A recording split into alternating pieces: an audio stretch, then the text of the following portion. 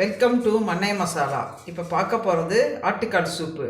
இது ரொம்ப கம்மியான பொருளே சூப்பரான டேஸ்டியான ஆட்டுக்கால் சூப் வச்சிடலாம்.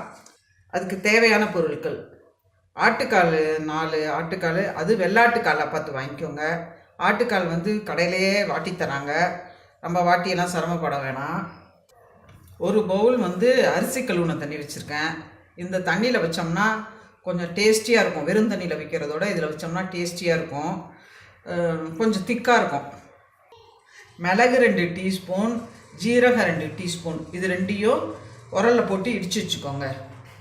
சின்ன வெங்காயம் எடுத்து வச்சுருக்கேன். பெரிய வெங்காயம் போட்டிங்கன்னா நல்லா இருக்காது, சின்ன வெங்காயம் தான் போடணும். இது ஒரு 20 வெங்காயம் எடுத்து வச்சுருக்கேன், இதை கட் பண்ணிக்கணும். மஞ்சத்தூள் 1 டீஸ்பூன் எடுத்து வச்சுருக்கேன். சூப்பு இறக்கி வச்சுட்டு அதில் கொத்தமல்லி போடுறதுக்காக எடுத்து வச்சுருக்கேன். தேவையான அளவு உப்பு. ஒரு ப்ரெஷர் குக்கரில் ஆட்டுக்கால்லாம் போட்டுக்கோங்க.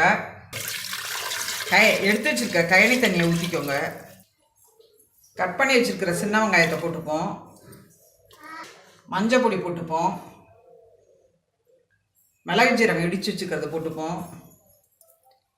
உப்பு தேவையான அளவு உப்பு போட்டுப்போம்.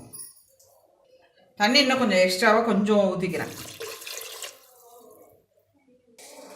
எல்லாம் போட்டாச்சு குக்கரில், அவ்வளோதான். ரொம்ப சிம்பிளான வேலை இது. அடுப்பில் தூக்கி வச்சுட்டு இந்த காலை பொறுத்து 6 விசிலோ இல்லை 8 விசிலோ வச்சுக்கணும். இப்போ நான் 6 விசில் தான் வைக்க போகிறேன்.